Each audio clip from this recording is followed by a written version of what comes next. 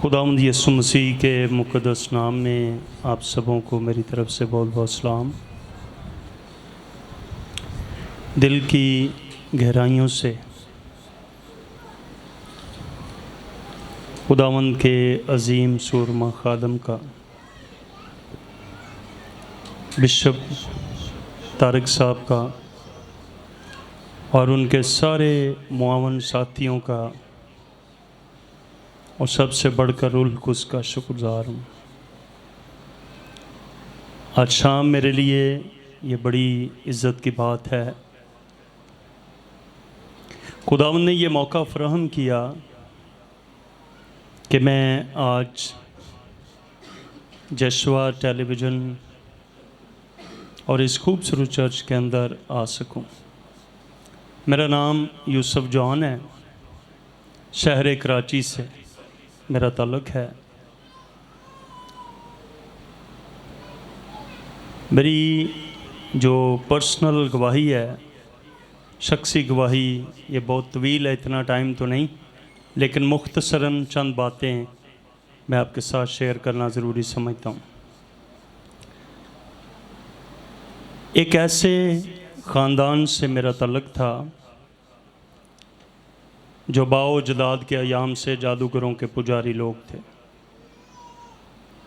और एक ऐसा वक्त आया कि हमारा जो घर था ये एक दरगाह की तौर पर इस्तेमाल होना शुरू हुआ। जादूगर आते, हम उनके क्लाइंट ढूंढते और उनके पास लेकर आते और बड़ा लोगों को मोटिवेट करते कि ये इस तरह करते हैं, ये इस तरह करते हैं, आप आएँ।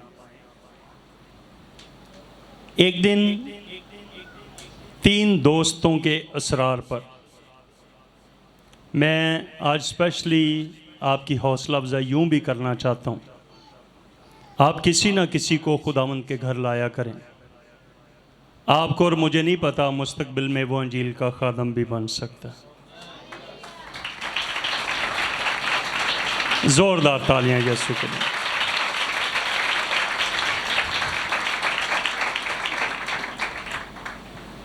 एक बात हमेशा याद रखिए, लोगों को लाना हमारा काम है, ज़िंदगियों को बदलना यीशु मसीह का काम। आमीन, हालेलुया। पहली बार जब मैं गया तो मुझे कलाम की तो समझ नहीं आई, लेकिन वर्शिप बड़ी ज़बरदस्त लगी। और जब दुआ शुरू हुई तो ज़ाहिर है मुझे दुआ मांगनी आती नहीं थी, मैं परेशान हो गया। मैंने अपना सर नीचे किया और ऐसे पकड़ के जो मुझे दुआ आ रही थी, जो मुझे याद थी, वो मैं पढ़ता गया, करता गया। मैंने तहैया किया कि एक बार यहाँ से निकल जाऊँ, दोबारा वापस नहीं आऊँगा।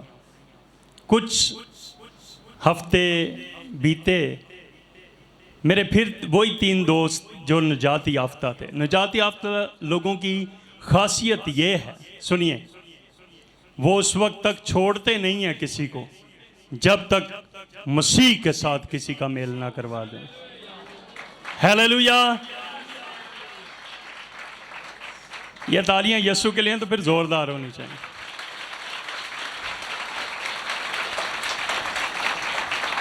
मैं फिर चला गया उस चर्च के अंदर। तो सच्चाई तो ये है कि फिर मुझे कलाम की समझ नहीं आई, लेकिन गीत बड़े ज़बरदस्त थे। मैंने कहा एक बार यहाँ से चला जाऊँ, दोबारा वापस नहीं आऊँ। 3 महीने गुज़रे, सियालकोट से खादम कराची शहर में उस चर्च में गए। अब वो खुदावंद के पास चले गए हैं। तो मेरे दोस्तों ने मुझे फिर कहा, एक खादम आ रहे हैं, आप आएँ। तो जब वो मुझे लेकर गए, दुआ हो रही थी। जैसे ही पैगाम शुरू हुआ, खुदावंद ने मेरे ज़हन को खोल दिया, और जो ज़िंदगी में पहली आयत मुझे समझ आई वो आयत थी, खुदा मोहब्बत है। इस आयत ने मेरी ज़िंदगी को बदल दिया। मैंने यीशु मसीह को शख्सी निजात दहिंदा कबूल किया और फिर मैं खुदावंद के साथ चलता रहा। 5 मिनट की वॉक थी चर्च से मेरे घर की। जब मैं घर गया तो फैमिली मुखालफ हो गई, सारे रिश्तेदार मुखालफ हो गए। जादूगरों ने मेरे घर वालों को इतना मोटिवेट किया, इसको निकाल दो। घर वालों ने निकाल दिया। रातों रात सड़कों पर मैं घूम रहा था और जादूगरों ने एक दावा किया कि हम तुझे मार देंगे। न्यूबॉर्न बिलीवर था मैं, इतना तजर्बा नहीं था। जब उन्होंने कहा हम तुझे मार देंगे, थोड़ा प्रेशराइज हुआ मैं। रात को सोया दुआ करके, तो खुदावंद ने मुझसे कलाम किया, बस हम इन बातों की बाबत क्या कहें, अगर खुदा हमारी तरफ है तो कौन हमारा मुखालफ है। इस कलाम ने मुझे ज़ोर आवर किया। और मैं आपको गुड न्यूज़ बताऊं, वो सारे जादूगर मर खप गए हैं और मैं आज अंजील लेके आपके चर्च के दरमियान। Hallelujah, hallelujah. और एक और खुशी की खबर, मैं कहता था कि खुदावंद आपके कलाम में लिखा है, तू ही मान ला, तेरे वसीले तेरा घराना निजात पाए। ऐसे ही ना जी, रोता रहता, ये आयत खुदावंद को याद करवाता रहता। फिर एक एक करके बिशप साहब सारा घराना निजात पा गया।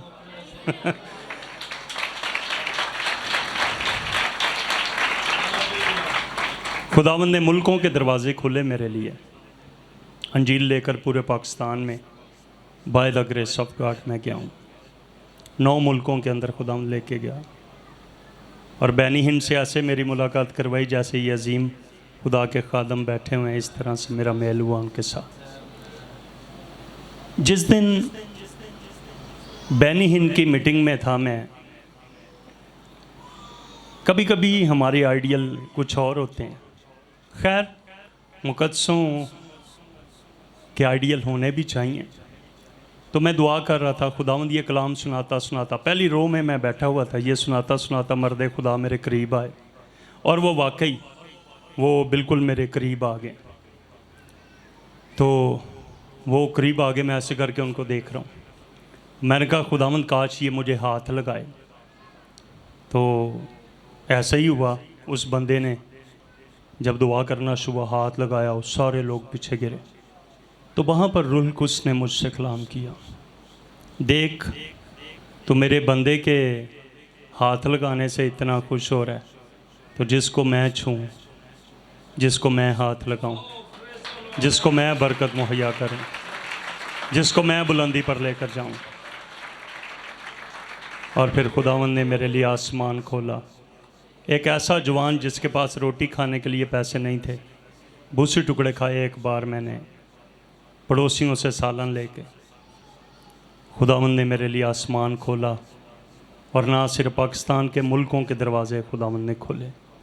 खुदा बहुत अजीम है, आप उससे प्यार करके देखिए, वो कभी किसी को तन्हा नहीं छोड़ता।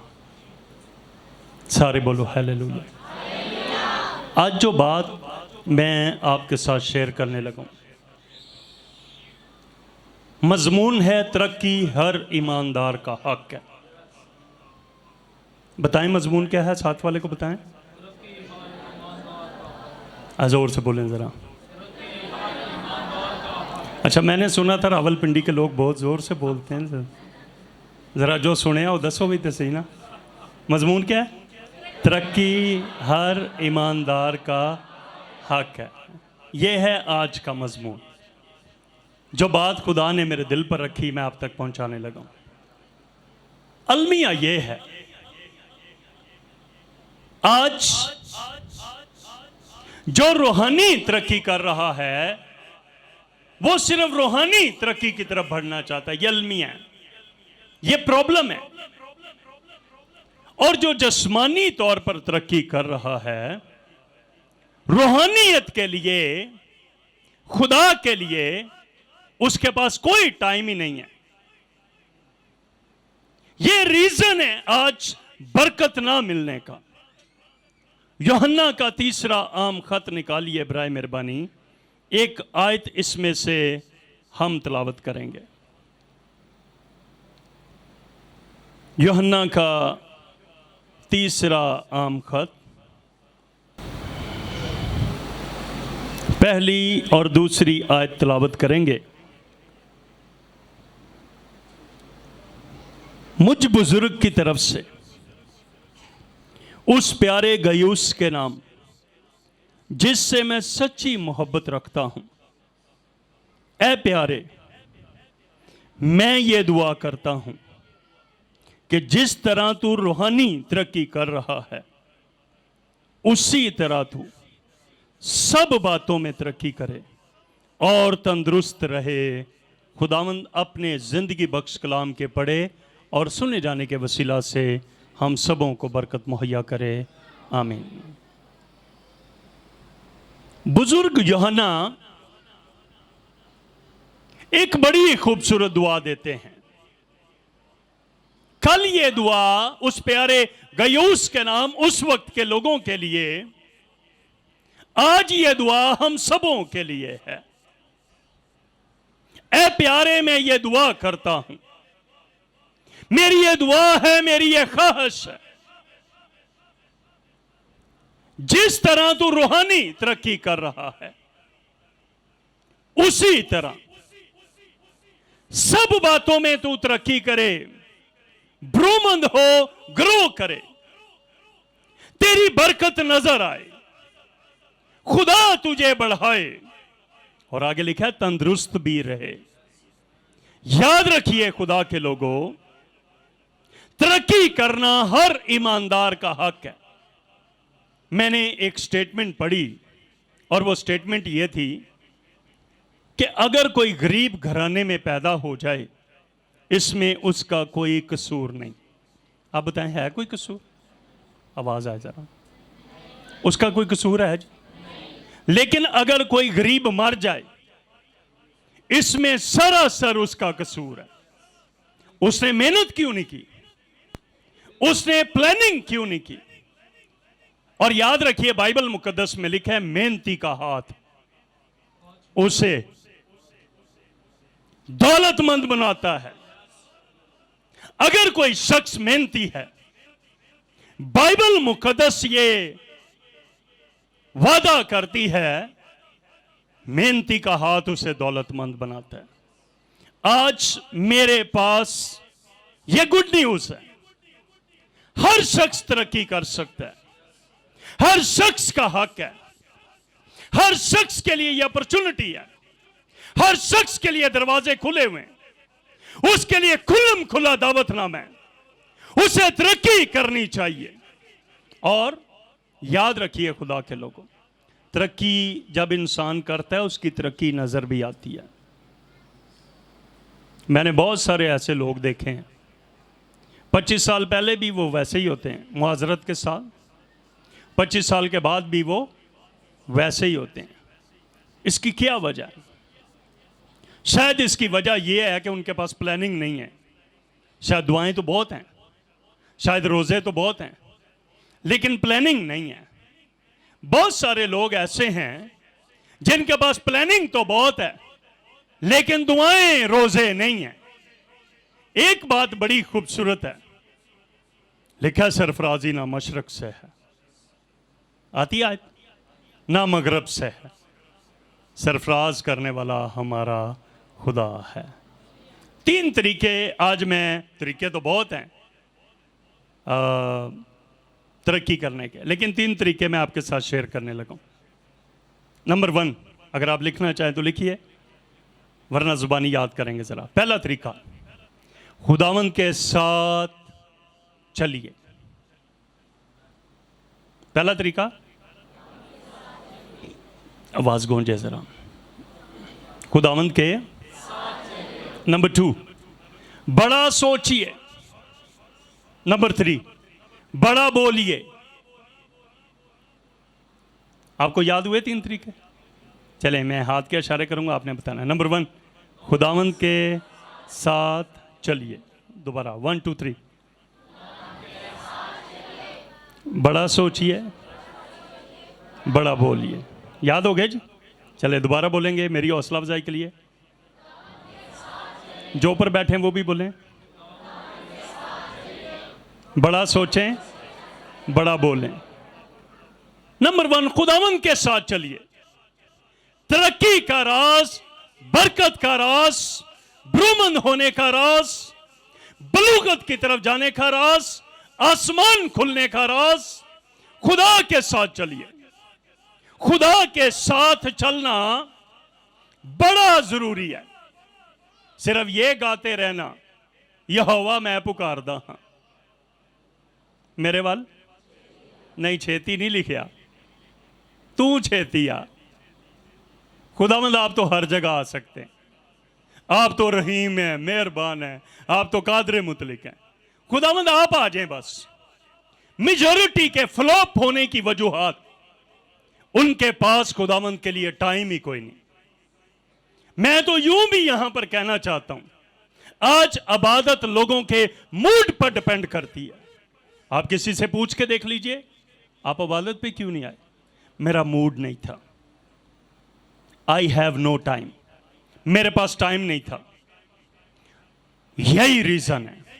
और एक बात मैं आपसे शेयर करूं खुदावंद के लोगों, जब हम ये कह रहे होते हैं हमारे पास टाइम नहीं, क्या खुदा नहीं सुन रहे होते? जी, जिसने बरकत देनी है उसके लिए लोगों के पास टाइम नहीं। यही वजह है आज लोग बरकत नहीं पा रहे। जिन पर यह भेद खुल जाए, खुदावंद के साथ चलने से बरकत है, वो तरक्की कर जाते हैं, उनका छोटा काम बड़ा हो जाता है, वो बुलंदी की तरफ गामजन हो जाते हैं। और एक बात याद रखिए, जिसको खुदा बढ़ाए उसको कोई शख्स छोटा कर नहीं सकता। Hallelujah, hallelujah. अय्यूब के खत के अंदर बिशप साहब एक बड़ी खूबसूरत आयत है, अगरचे तेरा आगाज छोटा सा था लेकिन तेरा अंजाम बहुत बड़ा होगा। हालेलुया। याद रखिए खुदा के लोगों, बगैर खुदावंद के, बगैर मसीह के आज कोई तरक्की नहीं है। आज लोग तरक्की करना चाहते हैं खुदावंद के साथ चले बगैर। अच्छा, एक और बड़ी प्रॉब्लम है, अगर लोग चलते हैं तो वो अपनी मर्जी से चलते हैं। कुछ लोग देखा देखी चलते हैं खुदावंद के साथ, कुछ लोग प्रेशराइज होके खुदावंद के साथ चलते हैं। मसलन माँ बाप डांटते हैं, बच्चे प्रेशराइज होके खुदा के साथ चलते हैं। कुछ लोग मजबूरन चलते हैं, ये भी चलना है। कुछ लोग लालच के तहत चलते हैं खुदावंद के साथ, कुछ लोग शिफा के लिए चलते हैं, कुछ लोग औलाद के लिए चलते हैं, कुछ लोग अपनी जरूरतों के तहत चलते हैं। लेकिन मैं इस चलने की बात नहीं कर रहा, मैं बात कर रहा हूं अपने सारे दिल, अपनी सारी जान और अपनी सारी अकल से खुदावंद अपने खुदा से मोहब्बत रख। मैं इस चलने की बात कर रहा हूं, मैं इस चलने की बात नहीं कर रहा जो मूड पर डिपेंड करे। बाइबल मुकद्दस में एक शख्स है जिसका नाम हनूक है। लिखा 65 साल की उम्र में हनूक को खुदावंद मिला। इसके बाद 300 वर्ष हनूक जिंदा रहा। इसकी कुल उम्र कितनी हुई? 365 वर्ष। 2 बार एक ही बात लिखी है पैदाइश की किताब के 5वें बाब के अंदर। लिखा है हनूक खुदावंद के साथ साथ चलता रहा। और एक तर्जमा यूं भी बयान करता है, हनूक ऐसे खुदावंद के साथ चलता था, तालमूद बयान करती है गोया इसकी आदत हो गई हो। आज बहुत सारे लोगों की बहुत सारी आदतें होती हैं। कुछ लोग सुबह सवेरे उठ जाते हैं, पूछें आप सुबह सवेरे क्यों उठते हैं, क्या जवाब देंगे? भाई साड़ी आदत है। कुछ लोग देर दे नाल उठते हैं, पूछो ना देर ना क्यों उठते जे, उन्होंने भी आदत है। कुछ लोग ऐब जो ही बड़ी करते हैं, शुक्र है रावलपिंडी च कोई नहीं करता, थैंक गॉड। अच्छा पूछो की करते जे तुसी? ऐ जी इन्हां दी आदत है। कुछ लोग सुबह सवेरे चाय पीते हैं, बेड टी जिसको बोलते हैं, बिस्तर तक चाय दो। आप पूछें क्या कहेंगे? सारे बोले जी हमारी आदत है। कुछ लोग अखबार पढ़ते हैं, कुछ लोग टेलीविज़न देखते हैं, कुछ लोग क्या करते हैं, कुछ लोग दोस्तों के साथ रफाकत करते हैं, कुछ लोग गेम्स खेलते हैं। पूछे क्या करते हैं, बोलते हैं हमारी आदत है। अरे सुनिए, हनूक की आदत ये खुदा के साथ साथ चलता रहा, ये खुदा के साथ साथ चलता रहा। और तालमुद बयान करती है, चूंकि ये अमीर शख्स था, इसके पास घोड़े थे। ये एक दिन घोड़े पर बैठा और ये जाता जा रहा है, मिलनसार बहुत था। किसी ने पूछा, हनूक आप कहाँ जा रहे हैं? कहता जी मैं अपने दोस्त से मिलने जा रहा हूँ। अच्छा, दूसरे ने पूछा, हनूक आप कहाँ जा रहे हैं? कहता मैं अपने दोस्त से मिलने जा रहा हूँ। फिर थोड़ा और आगे गया, किसी ने पूछा, हनूक आप कहाँ जा रहे हैं? कहता मैं अपने दोस्त से मिलने जा रहा हूँ। अच्छा, दोस्त इंतज़ार कर रहा है कि मेरा दोस्त हनूक मुझसे मिलने आ रहा है।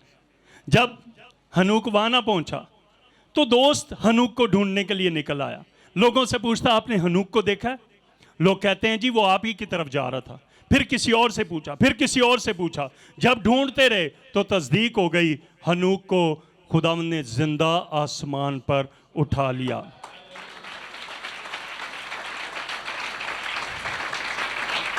खुदावंद के साथ चलने का एक बहुत बड़ा फायदा, तवज्जो के साथ सुनने वाली बात है।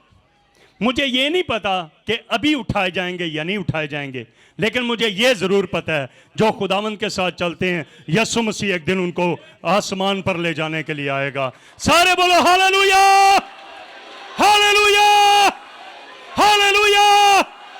सो पहला तरीका तरक्की करने का, अपने खुदावंद के साथ साथ चलिए, खुदावंद के साथ साथ चलिए।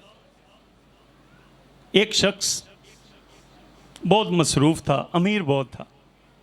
किसी शख्स ने उसे कहा कि जी इबादत भी किया करें। कहता है जी मेरे पास टाइम नहीं है। हुआ क्या, अक्सर वो यही कहता, काम इतना फैल गया है, टाइम नहीं है। एक दिन वो रात को सोया तो उसका दरवाज़ा बजाया किसी ने ज़ोर से, ठक ठक ठक ठक। जैसे उसने दरवाज़ा खोला तो एक भयानक शख्स, लंबा तिरंगा, सींग, दांत लंबे, उसने उसको जोर से धक्का दिया और उसके घर में नाचता रहा, वहां पर झूमता रहा। और जब वो नाच रहा था, सारी रात वो नाचता रहा, और फिर सुबह पो फटते ही उसने इसको गिराया और ये चला गया। अब ये कांप रहा है, ये कांपता जा रहा है। ये दुआ करने वाले लोगों को कहता है मेरे लिए दुआ करो।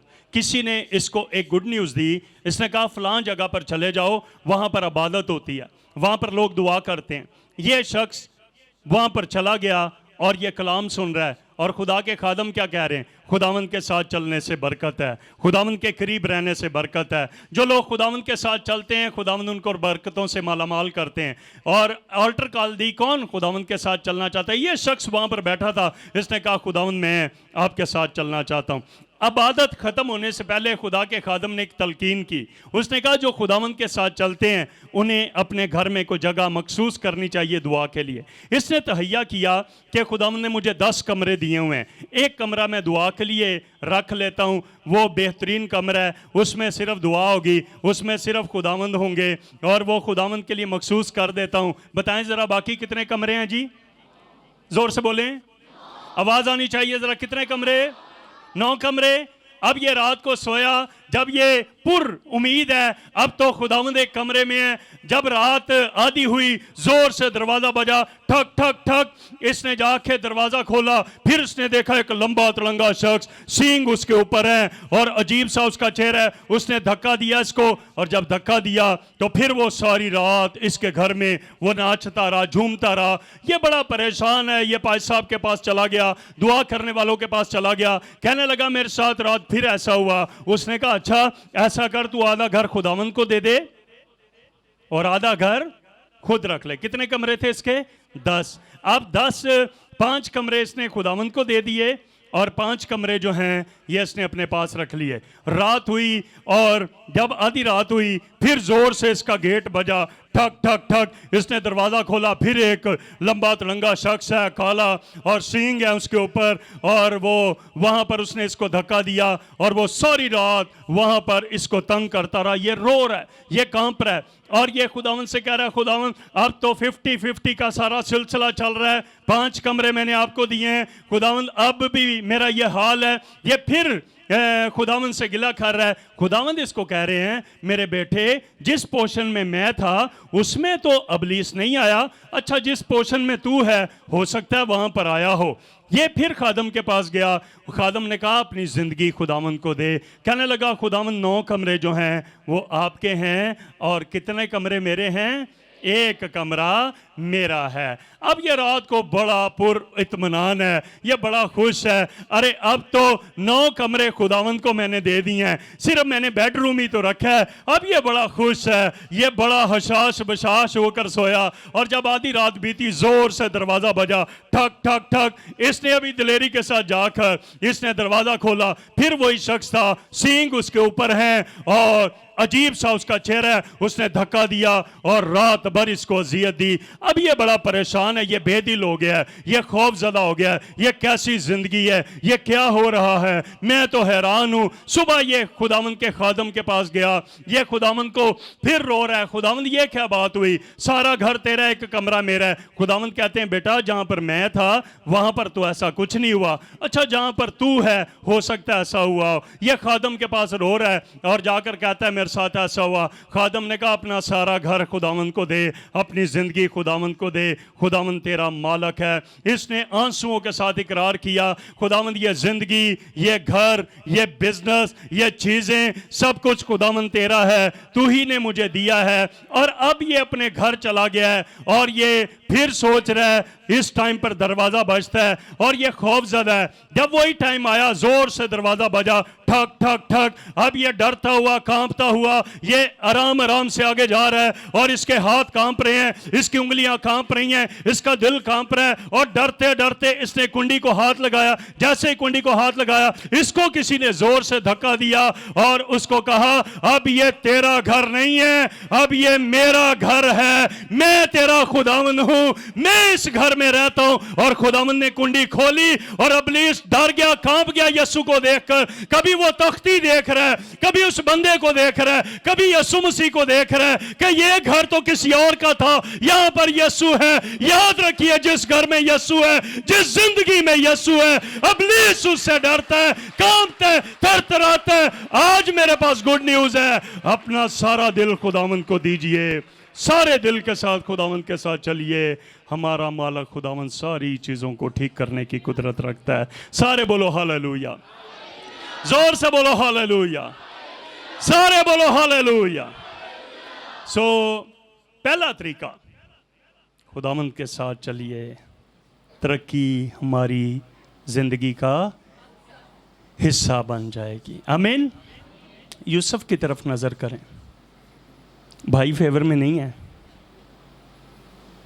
चीज़ें फेवर में नहीं है, हालात फेवर में नहीं है, लोग फेवर में नहीं है, बादशाह फेवर में नहीं है, पोतीफर की बीवी फेवर में नहीं है। और ऐसा ये फंसा, कोई चीज़ इसकी फेवर में नहीं है, लेकिन खुशी की खबर खुदा इसकी फेवर में था।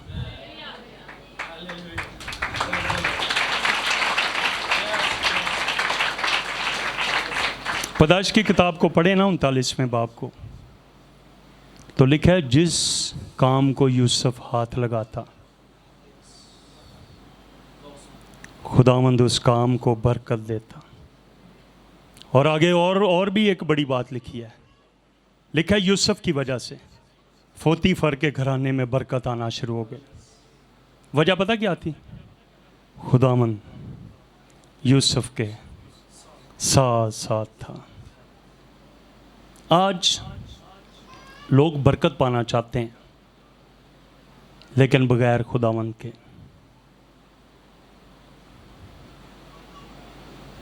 रोमियो के खत के 8वें बाब की पहली आयत में लिखा है, बस अब जो मसीह यीशु में है, मसीह में है, बड़े शहरों में नहीं, बड़े मुल्कों में नहीं, खुदा का शुक्र हो मुल्कों के लिए, बड़ी जगहों पर नहीं, अब जो मसीह यीशु में है, मसीह में होना। मैं चर्च की बात नहीं कर रहा। आज बहुत सारे लोग माजरत के साथ चर्च में तो होते हैं लेकिन खुदावंद में नहीं होते। और ये मैं बाइबल में से बात कर रहा हूँ।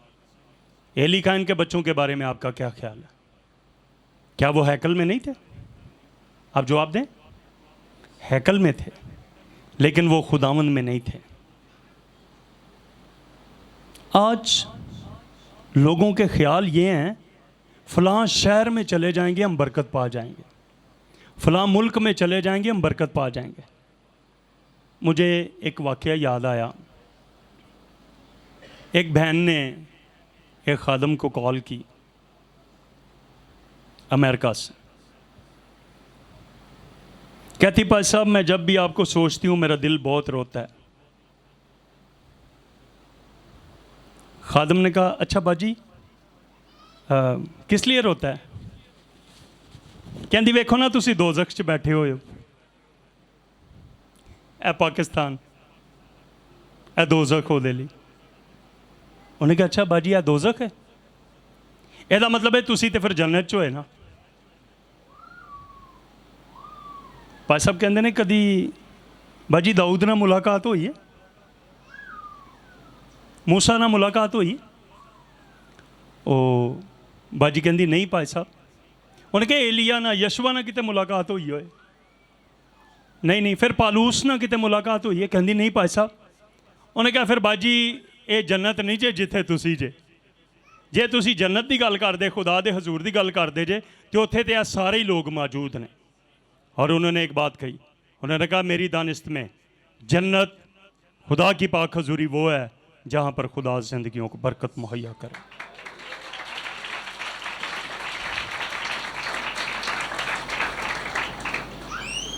इसलिए मैंने अपनी गवाही में ये आयत सुनाई थी। बस हम इन बातों की बाबत क्या कहें? अगर खुदा हमारी तरफ है तो कौन हमारा मुखालफ है? खुदा का इंसान की तरफ होना बहुत जरूरी है। और अगर मैं पहले नुक्ते को इख्तिताम की तरफ लेकर जाऊं तो आपको बहुत सारे लोग ऐसे मिलेंगे जिनके पास बहुत सारा सरमाया तो होता है, लेकिन देखते ही देखते वो सब कुछ ख़त्म हो जाता है। अगर आप वजह तैयार करें, तलाश करें, तो पता ये लगता है कि खुदावंद इनकी फेवर में नहीं था। और बहुत सारे लोग उनके पास कुछ भी नहीं होता, देखते ही देखते बरकतें उनके ख़ानदान का हिस्सा बन जाती हैं। और जब आप तलाश करें तो पता लगता है कादर मुतलक खुदा इनकी फेवर में है। हालेलुया।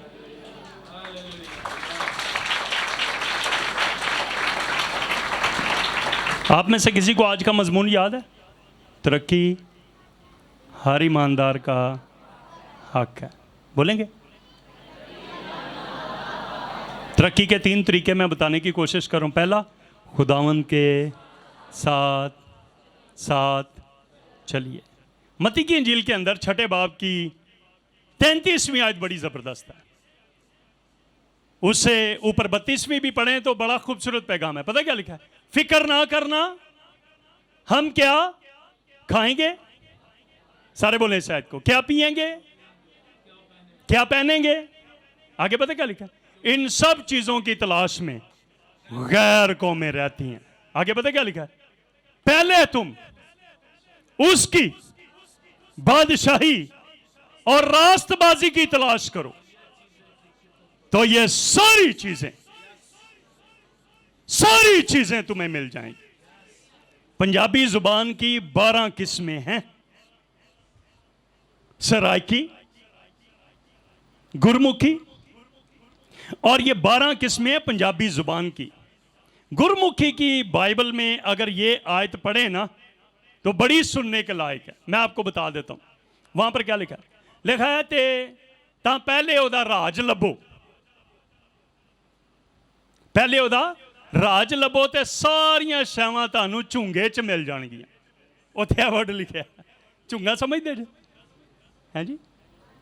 पुराने लोग तो समझते होने ने, न्यू जनरेशन में शायद ना पता। जदों दाने लैके जाइदे सन ना पिंड थां च, तो शहद मिलती सी, तो बच्चे नूं खुश करने लई ना थोड़ा जिहा एक्स्ट्रा शहद दे देंदे सन। लो जी चूंगा, बच्चा शादमान। अरे इस आयत को सुनिए जरा, पहले खुदावंद की तलाश करो। एक दिन एक बादशाह बड़ा खुश था, अपने वजीर को कहने लगा जरा मेरी रियाया को तो बुलाओ, मैं बहुत खुश हूं। बादशाह के वजीर ने कहा बादशाह सलामत सदा जीता रहे, सर किस लिए? कहता बुलाओ ज़रा इनको, बुलाओ सबको। सारी दुनिया आ गई, बादशाह तख्त पर बैठ गया और कहने लगा मांगो क्या मांगते हो। एक बंदा आया जल्दी से, कहता है बादशाह सदा जीता रहे, इतनी ज़मीन, इतना कुछ है, अगर एक टुकड़ा मिल जाए तो बादशाह मेरा भला हो जाए। बादशाह ने कहा वज़ीर को इसको ज़मीन का टुकड़ा दो।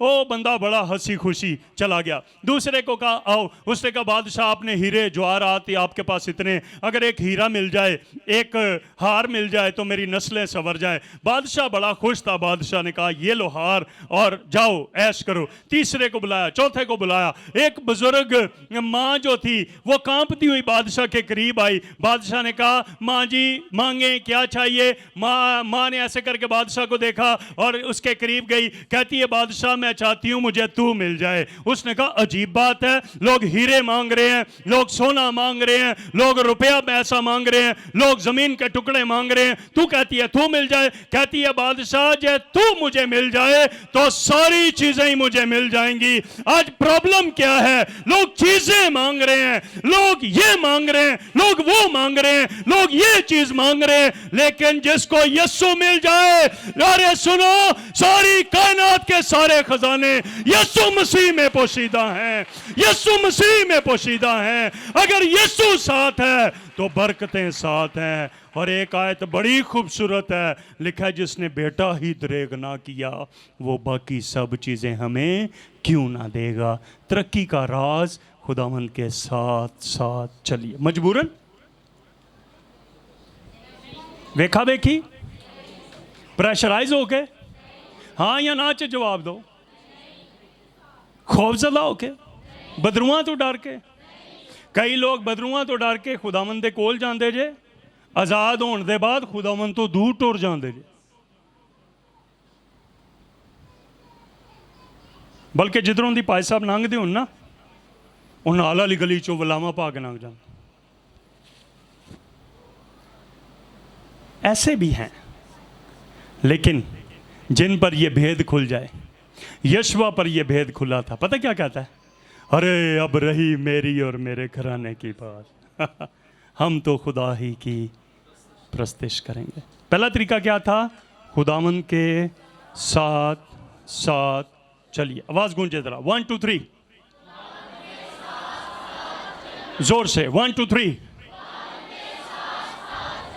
नंबर 2, बड़ा सोचिए। एक बहुत बड़ी तल्ख हकीकत, आज इस जमाने में आधे गम लोगों ने दूसरों की तरक्की को देख देख के अपनी जिंदगी में लगाए हुए। ऐ देखो ऐ क्यों है, बिशप साहब ਨੂੰ खुदा ने इतनी बरकत क्यों दे दी थी, फलां को इतनी बरकत क्यों मिल गई, फलां इतनी तरक्की क्यों कर रहा है, फलां रिश्तेदार के पास ये चीजें क्यों आ गई। मैं एक सवाल करूं आपसे जी, 10 साल भी इंज बोलते रहिए, दसो साड़ी जिंदगी च कोई बरकत आएगी या बोलन ना? नहीं आएगी, बिल्कुल भी नहीं आएगी। लेकिन इसके बरक्स अगर हम पॉजिटिव सोचना शुरू करें। एक दिन आधी रात के करीब शागिर्द जो थे वो झील में थे और किसी ने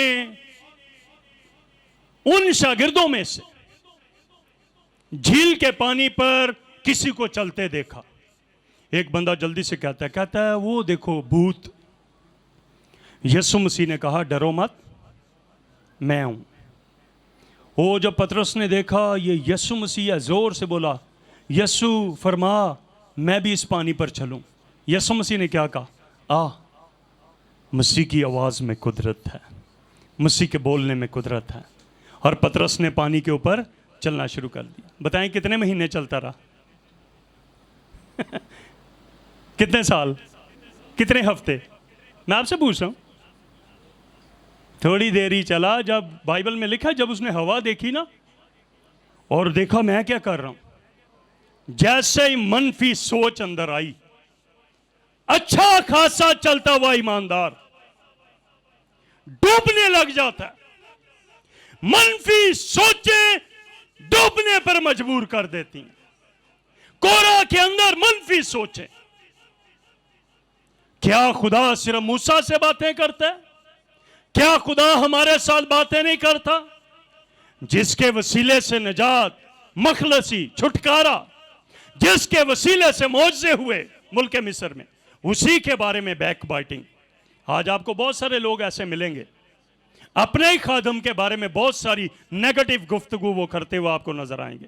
लेकिन याद रखिए, मनफी थिंकर डूब जाते हैं, खत्म हो जाते हैं, फना हो जाते हैं, उनकी मुस्तकबिल उनका कोई भी नहीं है। आगे वही बढ़ते हैं जो पॉजिटिव हों, जो आगे बढ़ते हों। हालेलुया। बुजुर्ग मूसा ने 12 लोगों को मुल्क कनान में भेजा। कितने लोगों को?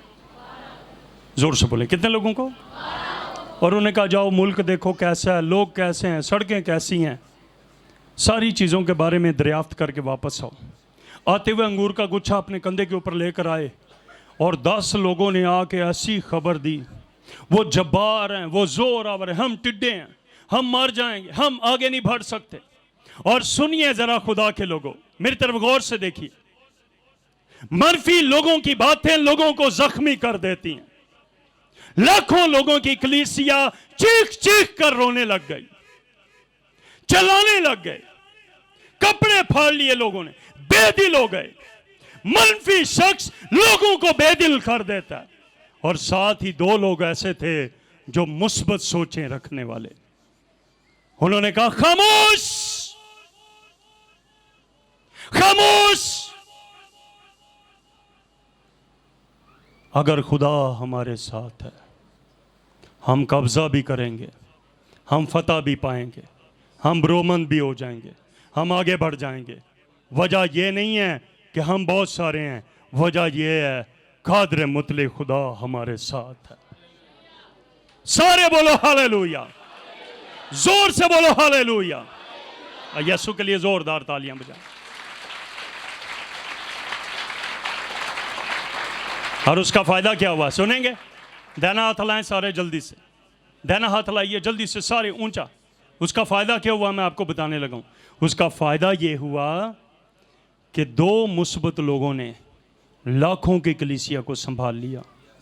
मैं आज आपको एक बात बताऊं, जिस चर्च में पॉजिटिव थिंकर हों, मुस्बत सोचें रखने वाले लोग हों, वो चर्च बुलंदियों की तरफ चला जाता है, वो चर्च तरक्की की तरफ चला जाता है। जिस घर में पॉजिटिव थिंकर हों, मत कहिए फलां के पास ये है, फलां के पास ये है, फलां के पास ये है। सिर्फ ये सोचिए हमारे पास क्या है। हमारे पास यीशु है। जिसके पास यीशु है उसके पास ज़िंदगी है। Hallelujah, hallelujah. इसलिए मेरे अज़ीज़ों, आज 2 बातें मैंने आपके साथ शेयर की हैं। क्या दोनों में से कोई एक याद हुई?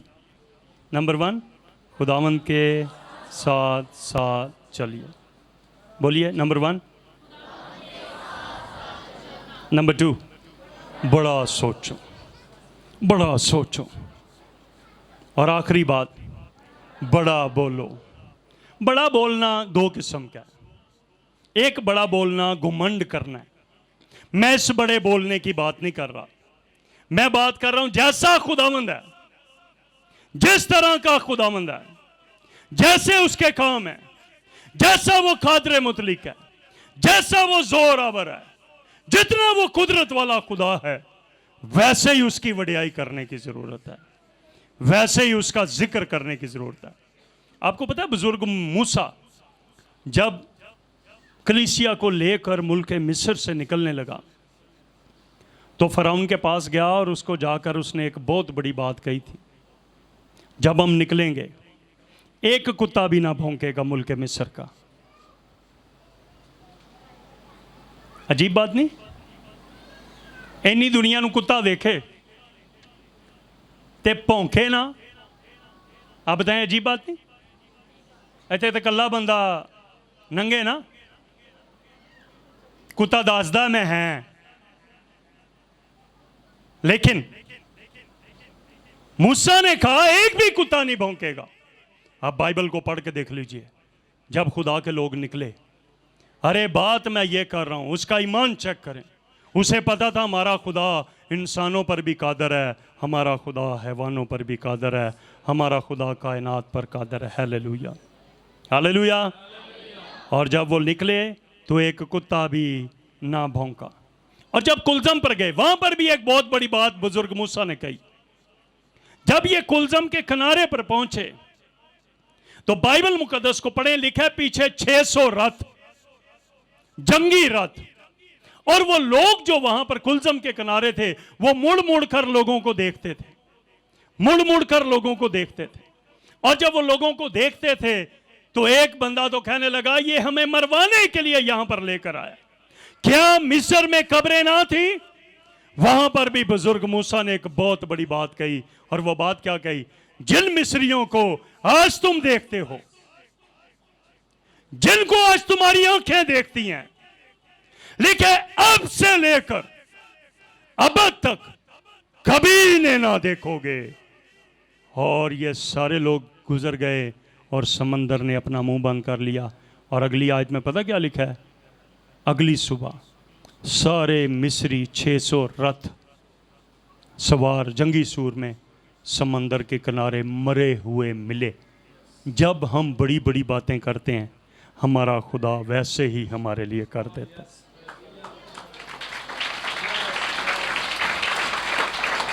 एक बहुत बड़ी प्रॉब्लम मैं आज आपके साथ शेयर करने लगा।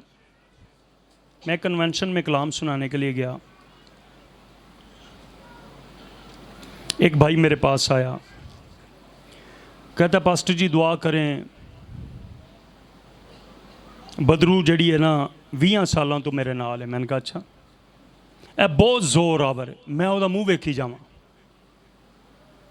नाले ना बॉडी लैंग्वेज है बहुत जोर आवर। मैं कहा भाई जी ताडे लिए होनी है,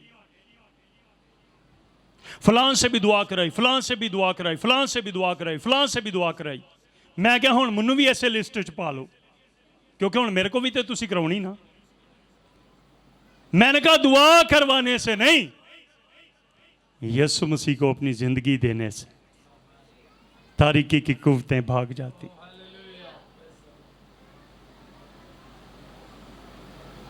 भाई साहब जी दुआ करो, हाँ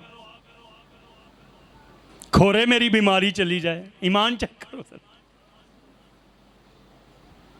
ए खोरे खोरे ना जड़ा खोरे ए पता नहीं की शायद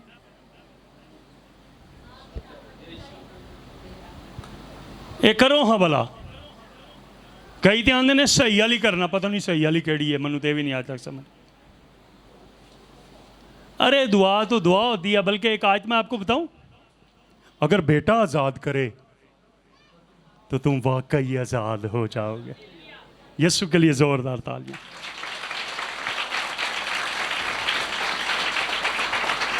बुजुर्ग मूसा ने लोगों को कहा यरू की दीवार के चौगिर्द 7 दिन 7 चक्कर लगाओ, और 7वें दिन 7 चक्कर लगाने। लेकिन इससे पहले तुम्हें फतह मिले, फतह के नारे लगाना। जब वो चक्कर लगाते वो नरसिंगे फूंकते और नारे लगाते फतहमंदी के। और सुनिए, हर रोज नारे लगाते, हर रोज नारे लगाते, हर रोज नारे लगाते। फतह से पहले फतह के जश्न मनाना बहुत जरूरी है। आज प्रॉब्लम क्या है? लोग फतह के जश्न ही नहीं मनाते। यही वजह उन्हें फतह नहीं मिलती। फतह उन्हें मिलती है जो इस बात का इजहार करते हैं, हमारा खुदा कादिर मुतलक खुदा है, हमारा खुदा सारी चीज़ों पर कादिर है। हालेलुया। और फिर जब ये 7वें दिन नारे लगा रहे थे तो लिखा है कि यरू की दीवार जिसके ऊपर रथ चलते थे वो ज़मीन के अंदर चली गई। इससे पहले कि ये फतह से बढ़कर गलबा हासिल करते, इन्होंने फतह के नारे लगाने शुरू किए। आज मैं आपको इनकर्ज कर रहा हूँ आखिरी नुक्ते में, इससे पहले कि अंधा बर्तमाई ठीक होता, उसने उस चीज़ को दूर किया जो उसके अंधेपन की निशानी थी। उसने अपनी चादर को फेंक दिया। अरे फतह से पहले फतह का इजहार करना बड़ा ज़रूरी है। शिफा से पहले शिफा का इजहार करना बड़ा ज़रूरी है। मौजज़े से पहले मौजज़े करने वाले का जिक्र करना बड़ा ज़रूरी है। मौजज़े लेने से पहले इस बात का इजहार करना ज़रूरी है, हमारा खुदा कादिर मुतलक खुदा। और आखिरी बात, फिलिपियों के ख़त के 4 बाब को पढ़ के देख लीजिए। पालूस रसूल ने एक बहुत बड़ी बात कही। जल्दी से खड़े हो, मैं वो बात आपको बताने लगा हूं। सब खड़े हो जाइए, जल्दी जल्दी जल्दी। शाबाश शाबाश शाबाश। फिलिपियों के खत के अंदर एक बड़ी खूबसूरत बात लिखी है, सुनेंगे? सुनेंगे? देन हाथ लाइए जल्दी से। Wonderful wonderful. देन हाथ लाएं।